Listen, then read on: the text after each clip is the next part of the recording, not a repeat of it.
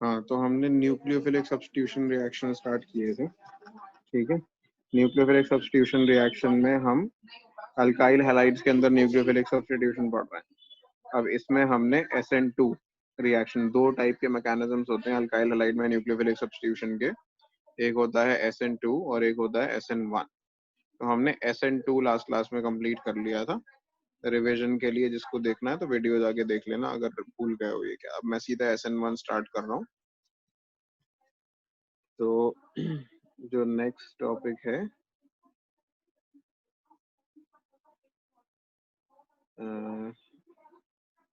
Second part ले सकते हैं इसको हम,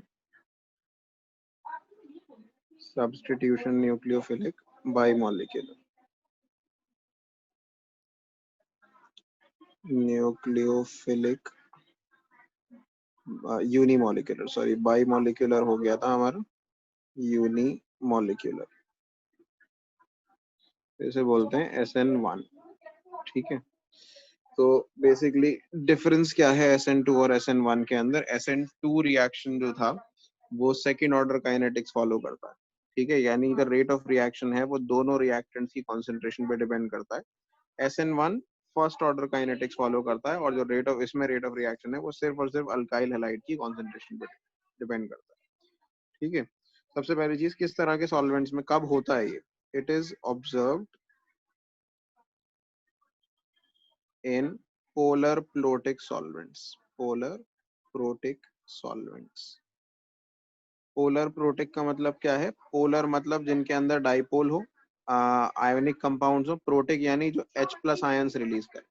तो पोलर प्रोटिक सॉल्वेंट जैसे कि वाटर, ठीक है, ब्रैकेट में वाटर लिख सकते हैं, एग्जाम्पल वाटर, ऐसी सॉल्वेंट्स के अंदर होता है, ठीक है।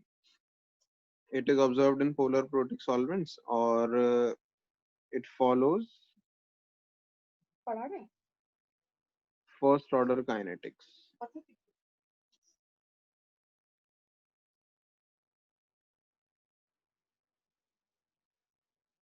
तो it follows first order kinetics.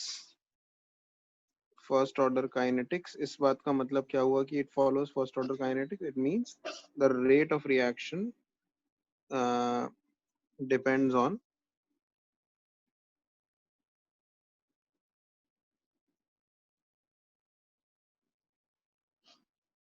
concentration of alkyl halide only। यानी न्यूक्लियोफाइल और अल्काइल हैलाइड दोनों ही चीजें होंगी, लेकिन सिर्फ अल्काइल हैलाइड की कॉन्सेंट्रेशन पे रेट ऑफ रिएक्शन डिपेंड करेगा। फॉर एग्जांपल, अगर रिएक्शन ये हो रहा है, टर्शरी अल्काइल हैलाइड है, ये है CH3 होल थ्राइस CCl। इसमें न्यूक्लियोफाइल ऐड हो रहा है, मान लो OH माइनस, और ये रिएक्शन है CH3 होल थ्राइस C, इस पे OH लग गया और Cl माइनस निकल गया। ये न्यूक्लियोफिलिक सब्स्टिट्यूशन है। अगर इसका रेट ऑफ रिएक्शन हम लिखेंगे तो रेट कांस्टेंट और सिर्फ अल्काइल हैलाइड जो है उसकी कॉन्सेंट्रेशन यहाँ पर आएगी। दो रिएक्टेंट्स है ना आपके, एक ये रिएक्टेंट है, एक ये रिएक्टेंट है। सिर्फ और सिर्फ अल्काइल हैलाइड जो है यानी CH3CCl, इसकी कॉन्सेंट्रेशन पे रेट ऑफ रिएक्शन डिपेंड करेगा फर्स्ट ऑर्डर। तो यानी कि इसकी पावर 1 है, जो बेसिकली अगर OH माइनस की कॉन्सेंट्रेशन लिखेंगे भी तो उसकी पावर 0। पावर 0 का मतलब उसे लिखने की जरूरत ही नहीं है आपको, ठीक है। तो ये फर्स्ट ऑर्डर काइनेटिक्स फॉलो करने का मतलब ये है कि रेट ऑफ रिएक्शन सिर्फ और सिर्फ इसकी कॉन्सेंट्रेशन पे डिपेंड करता है, OH माइनस की कॉन्सेंट्रेशन पे डिपेंड नहीं करता। तो ये था। अब इसका मैकेनिज्म कैसे होता है? This reaction occurs in 2 steps. This reaction occurs in 2 steps। क्या 2 स्टेप्स हैं? First, generation of carbocation. पहले कार्बोकेटायन जनरेट होता है, यानी कि जैसे ये सिचुएशन है, CH3 पे C पे 3 CH3 लगे हुए हैं और एक Cl लगा हुआ है। ये हम ना डिफरेंट मॉलिक्यूल्स ले लेते हैं, एक H लगा देते हैं, एक CH3 लगा देते हैं, एक C2H5 लगा देते हैं, C2H5। ये मैं क्यों लगा रहा हूँ ये आपको अभी समझ में आ जाएगा। Why am taking 3 different, book में तीनों चीजें सेम ली हुई हैं, मैं यहाँ डिफरेंट ले रहा हूँ, आपको रीजन अभी बताऊंगा। ये Cl लगा दिया, ठीक है। सबसे पहले कार्बोकेटायन जनरेट होता है, ये टेट्राहेड्रल शेप में है, तो this will lose, this is step 1, this will lose chloride, और उससे ये ट्राइगोनल प्लेनर शेप का ये मॉलिक्यूल बना देगा। एक तरफ C2H5, एक तरफ CH3, एक तरफ H। इस पे क्या चार्ज आ जाएगा, यहाँ पर, यहाँ एक पॉजिटिव चार्ज आ जाएगा, और Cl माइनस निकल जाएगा इसमें से, ठीक है। ये कार्बोकेटायन जनरेट हो गया, ठीक है। तो जो कार्बोकेटायन बना है वो ट्राइगोनल प्लेनर है, ठीक है। और जो पहले शेप थी इसकी वो टेट्राहेड्रल थी, ये शेप टेट्राहेड्रल थी। जब एक चीज निकल गई, क्लोराइड निकल गया, अब 3 ही ग्रुप बचे ना कार्बन के अराउंड, तो कार्बन के अराउंड अगर 3 ही ग्रुप हैं तो 3 ग्रुप का शेप क्या होता है, ट्राइगोनल प्लेनर। तो टेट्राहेड्रल से ट्राइगोनल प्लेनर हो गया। अच्छा, एक चीज और याद रखनी है, this is a slower step. ये स्टेप स्लो होता है, तो यही रेट डिटरमाइनिंग स्टेप भी होता है इसके अंदर, ठीक है। अब सेकेंड स्टेप क्या होगा, सेकेंड स्टेप होगा अटैक ऑफ, ये भी लिख देते हैं हम, दिस इज द स्लोअर, दस रेट डिटरमाइनिंग स्टेप। इस ही स्टेप के ऊपर रेट ऑफ रिएक्शन डिपेंड करता है।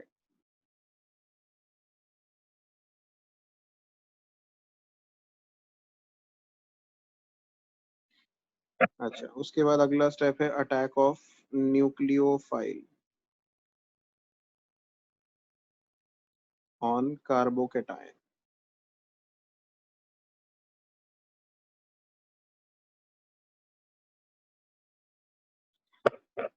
ठीक है। तो this is a faster step. अब ये जो कार्बोकेटायन आपने बनाया था यही हम दोबारा से यहाँ बना लेंगे, ठीक है। यही कार्बोकेटायन यहाँ पर आ जाएगा। अब इस कार्बोकेटायन पे न्यूक्लियोफाइल अटैक करेगा। न्यूक्लियोफाइल आपका मान लो OH माइनस न्यूक्लियोफाइल है, ये इस पे अटैक करेगा। तो जब ये इस पे अटैक करेगा तो वापस से ये 4 ग्रुप जुड़ जाएंगे वापस से। ये स्टेप 2 है और ये फास्ट है ऊपर वाले स्टेप के कंपैरिजन, ठीक है। This occurs faster. तो जब ये जुड़ जाएगा तो वापस से ये टेट्राहेड्रल हो जाएगा। तो हो सकता है उसी शेप में एग्जैक्टली ये टेट्राहेड्रल हो जाए जैसा ये पहले था। CH3 यहाँ आ जाए, C2H5 यहाँ आ जाए, और जहाँ पे पहले देखो ये, इसको लुक एट दिस, जहाँ पे Cl जुड़ा हुआ था वहां पे अब OH जुड़ जाए।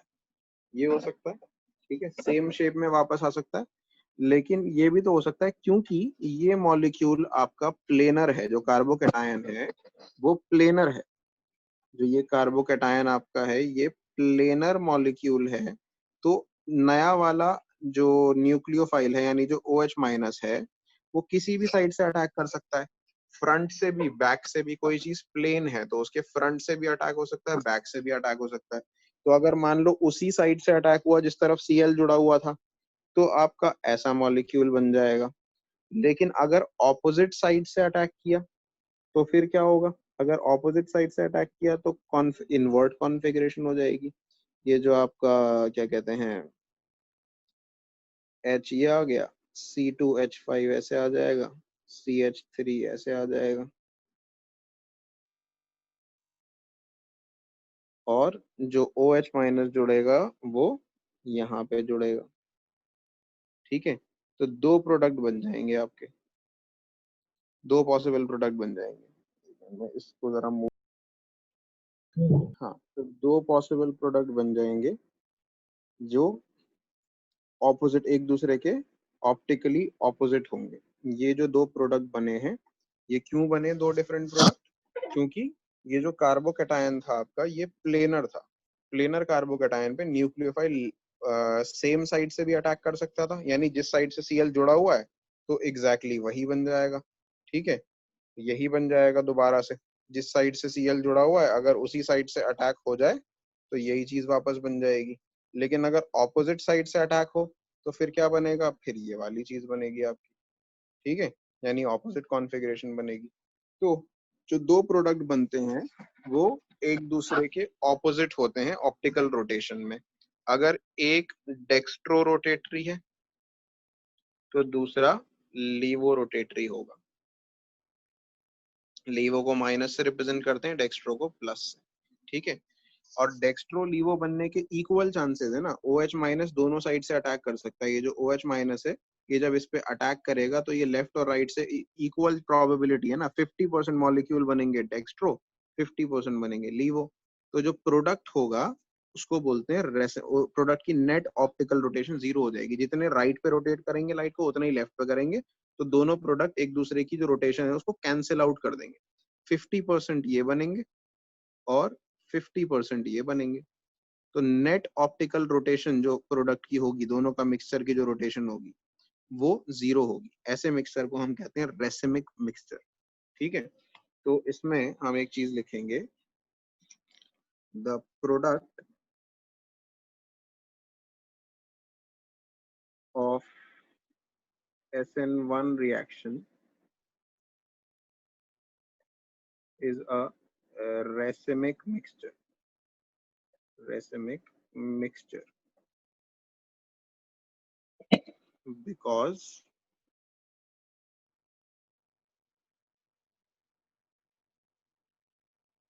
equal proportion of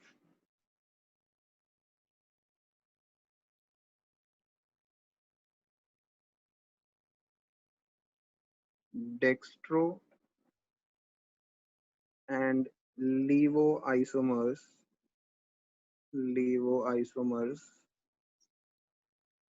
are produced when a nucleophile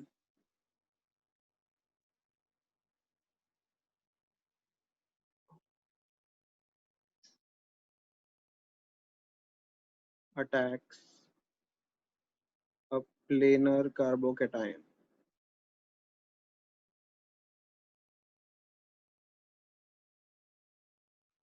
ठीक है, एक प्लेनर कार्बोकेटायन पे जब न्यूक्लियोफाइल अटैक करता है तो इक्वल प्रोपोर्शंस बनते हैं डेक्स्ट्रो और लीवो आइसोमर्स के। इसी मिक्सचर को हम बोलते हैं क्या, रेसिमिक मिक्सचर। और SN1 रिएक्शन का जो प्रोडक्ट होता है वो रेसिमिक मिक्सचर होता है। तो क्वेश्चन ये आता है, why is the product of an SN1 reaction a racemic mixture? Because the carbocation is planar and it can be attacked from either sides by the nucleophile. So equal proportion of dextro and levo isomers are produced. ये जो मैंने चार group अलग अलग मैंने ये लिए थे, मैंने कहा था मैं यहाँ पे इस जगह पे 3CH3 नहीं ले रहा। तो ये इसलिए नहीं ले रहा था क्योंकि किसी भी चीज के डेक्स्ट्रो लीवो आइसोमर्स बनाने के लिए क्या जरूरी होता है, लास्ट क्लास में बताया था मैंने। जो सेंट्रल कार्बन है उस पे चार डिफरेंट ग्रुप्स होने चाहिए, एक Cl, एक H, एक CH3, एक C2H5।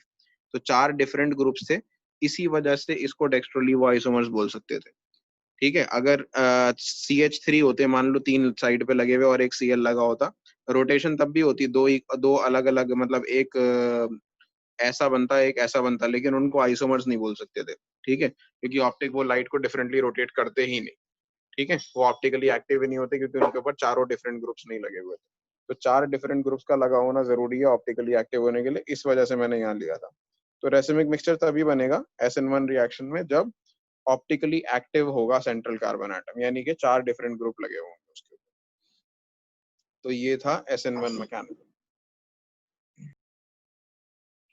ठीक है, तो इसके नीचे ये ऑप्टिकल रोटेशन वाली चीज है, ये मैंने आपको लास्ट क्लास में समझाई दी थी। ऑप्टिकली एक्टिव क्या होता है, अब हम एक चीज और देख लेते हैं इसके अंदर, reactivity towards SN1 reaction.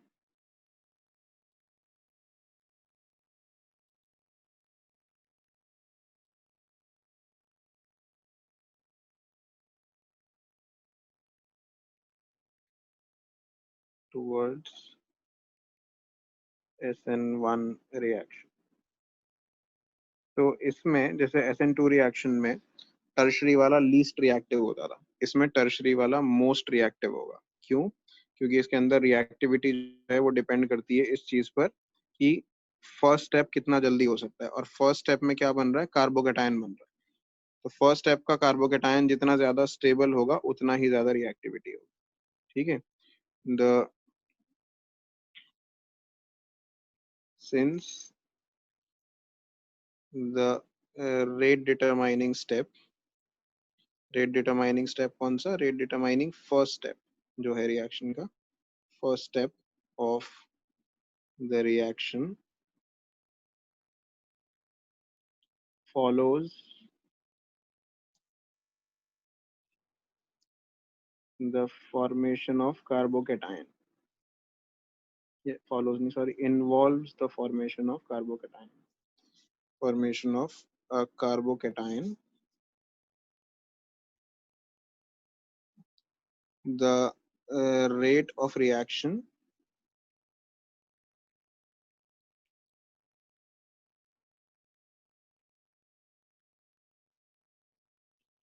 will depend on the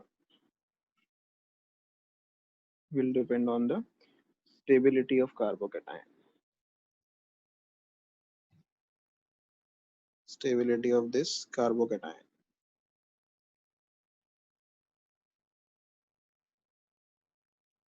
Therefore,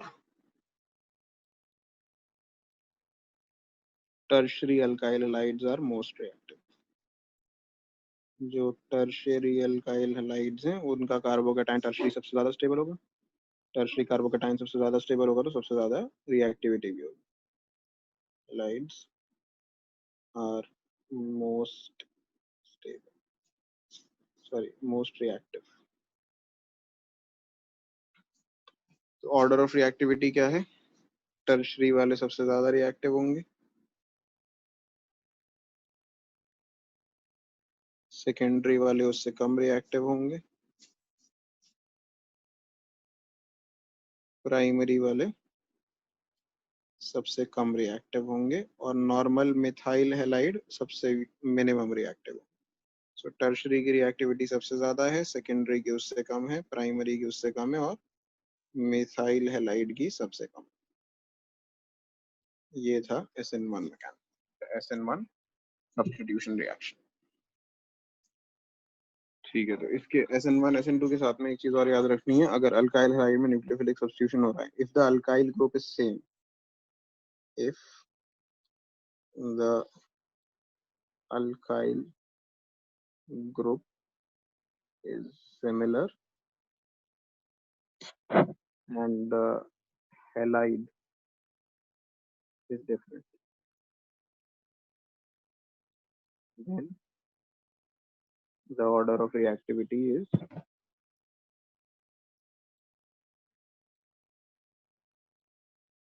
क्या रहेगी, ऑर्डर ऑफ रिएक्टिविटी, आयोडाइड सबसे ज्यादा रिएक्टिव होंगे क्योंकि अल्काइल आयोडाइड आयोडीन का लार्ज साइज होता है, उसका बॉन्ड वीक होगा, ये सबसे ज्यादा रिएक्टिव होंगे। ब्रोमाइड उससे कम होंगे, क्लोराइड उससे कम होंगे, और फ्लोराइड सबसे कम रिएक्टिव होंगे, लीस्ट रिएक्टिव होंगे फ्लोराइड्स। ठीक है, तो अल्काइल ग्रुप अगर सिमिलर हो तो this will be the order of reactivity. अगर आर ग्रुप कल कार्बन चेन सिमिलर है और हैलाइड डिफरेंट है, alkyl iodide because this bond is weakest. ठीक है, this is because, third part ले सकते हैं, this is because the bond enthalpy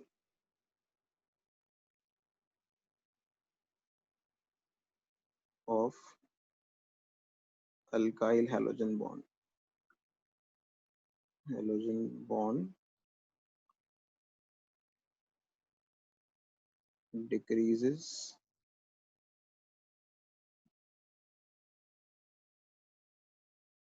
with increase in halogen size, with increase in the size of halogen atom।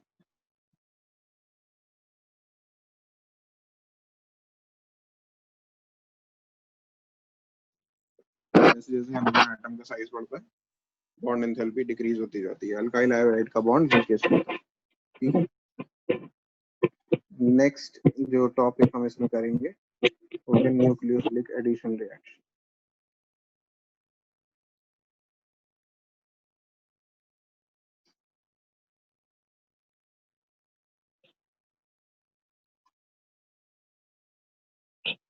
तो nucleophilic substitution हमने कर लिया, अब हम न्यूक्लियोफाइल को ऐड करेंगे। ठीक है, तो न्यूक्लियोफिलिक एडिशन किस में हो सकता है? न्यूक्लियोफिलिक एडिशन होता है observed in aldehydes and ketones. So it is observed in aldehydes and ketones.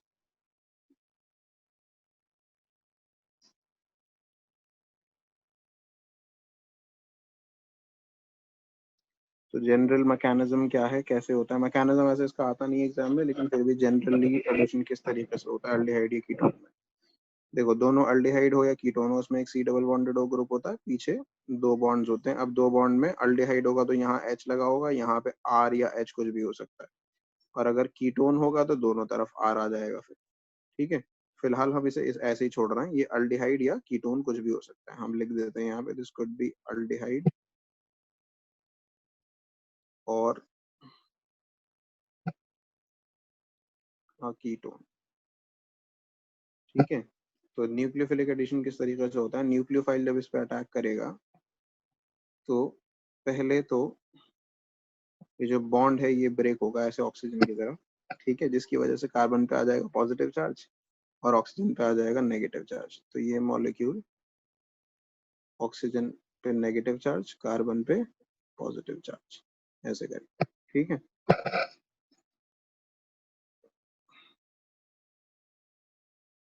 Carbon पे पॉजिटिव चार्ज, ऑक्सीजन पे नेगेटिव चार्ज, और पॉजिटिव चार्ज के ऊपर क्या जुड़ जाएगा? न्यूक्लियोफाइल आकर जुड़ जाएगा। जब न्यूक्लियोफाइल इसके ऊपर जुड़ेगा तो इस O को हम ऐसे करके ऊपर बना देंगे, O माइनस, और जो न्यूक्लियोफाइल है वो इसके ऊपर हम यहाँ जोड़ देंगे। ठीक है, बेसिकली न्यूक्लियोफाइल ने किस पे अटैक किया? इस कार्बन एटम पे अटैक किया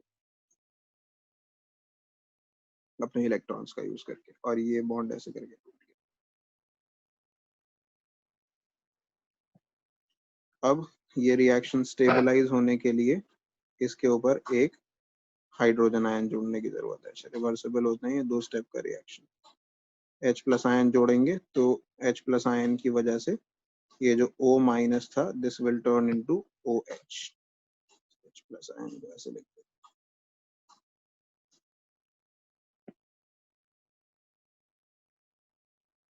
तो यहाँ न्यूक्लियोफाइल आ गया था और यहाँ पे एक H आ गया। So this is what happens in a nucleophilic addition reaction. ठीक है, अब इसके सेवरल एग्जांपल्स दे रखे हैं आपको बुक के अंदर, वो हम डिस्कस करेंगे अलग अलग एग्जांपल। सबसे पहला एग्जांपल, जो सबसे पहला एग्जांपल है वो है एडिशन ऑफ ग्रिग्नार्ड रिएजेंट।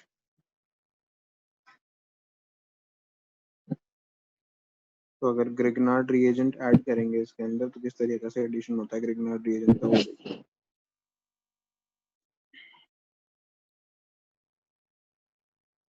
तो ग्रिग्नार्ड रिएजेंट का एडिशन किस तरीके से होता है हम दोनों में दिखाते हैं, अल्डिहाइड में भी देखते हैं, कीटोन में भी देखते हैं। तो मान लीजिए पहले ये अल्डिहाइड है, CH3C डबल बॉन्डेड O और H, ऐसे लिख देते हैं। इसमें ग्रिग्नार्ड रिएजेंट ऐड करना है। ग्रिग्नार्ड रिएजेंट क्या होता है? RMgX। ठीक है, RMgX जो है यहाँ से टूटता है, R माइनस और Mg प्लस निकलता है इसमें से। तो पहले तो ये बॉन्ड ऐसे करके टूटेगा। ठीक है, इसमें दो चीजें होंगी, जो R ग्रुप है वो नेगेटिव है, R ग्रुप पार्शियल नेगेटिव है, और MgX जो है वो पार्शियल पॉजिटिव है। तो R ग्रुप जो पार्शियल नेगेटिव है वो तो जाएगा O के ऊपर अटैक करेगा, और जो MgX है वो किस पे अटैक करेगा? वो सॉरी, R ग्रुप C पे अटैक करेगा, और MgX पॉजिटिव है तो O पे अटैक करेगा, O नेगेटिव हो जाएगा। तो CH3C O माइनस हो गया था ना, ये O माइनस जो हो गया था उस पे MgX आके जुड़ गया, क्योंकि MgX क्या था? पॉजिटिव था, ये पार्शियल पॉजिटिव था, पॉजिटिव नेगेटिव। अच्छा, और जो C था इस पे ये जो H लगा हुआ था, ये H, इस H को हम ऐसे साथ में लिख देंगे, और जो R ग्रुप है उसको ऐसे करके लगा देंगे। ठीक है, तो अब क्या होगा नेक्स्ट स्टेप के अंदर, आर ग्रुप को हम सीधा ही ऐसे लगा दें, आर ग्रुप को ऐसे लगा दिया। नेक्स्ट स्टेप में आप इसके अंदर क्या डालते हो, क्या बताया था, H प्लस डालते हैं इसके अंदर। नेक्स्ट स्टेप में H प्लस डालोगे तो ये CH3CH, R जो था वो ऐसे ही रहेगा, और यहाँ पे OMgx की जगह क्या आ जाएगा, OH आ जाएगा।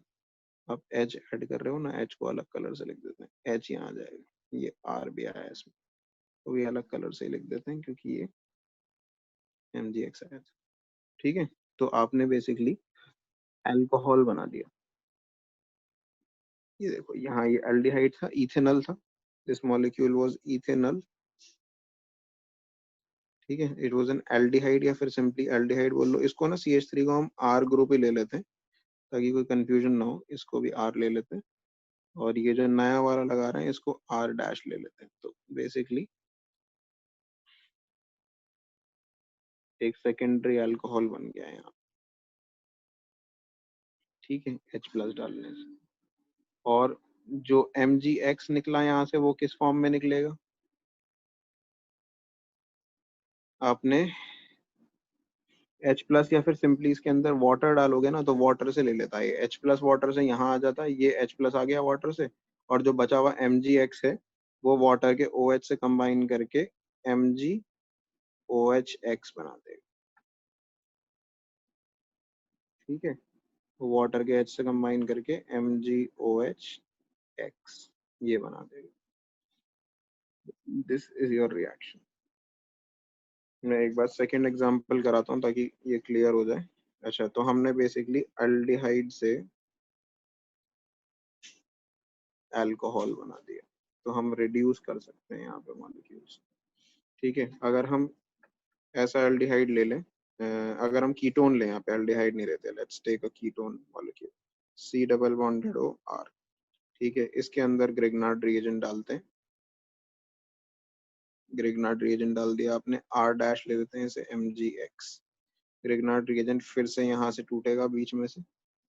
ठीक है, R माइनस MgX प्लस निकलेगा, ये वाला बॉन्ड ऐसे ब्रेक होगा, और ट्रांसफर कैसे होगा, जो R माइनस था वो जाके लगेगा C पर, और MgX लगेगा O पर।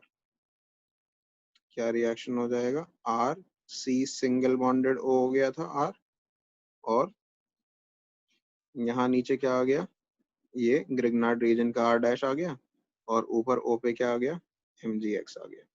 ठीक है, उसके बाद इसमें आप डाल दो H2O।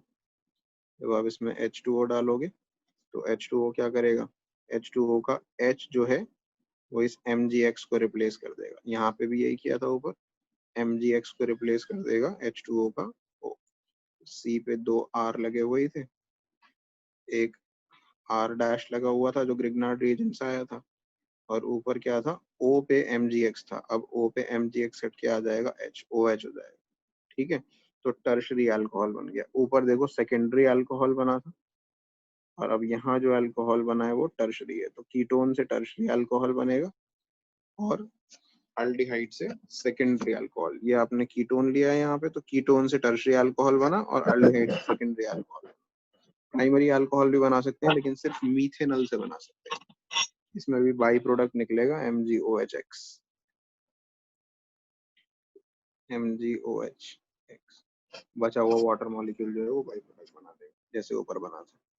तो हम यही लिख देते हैं MgOHX।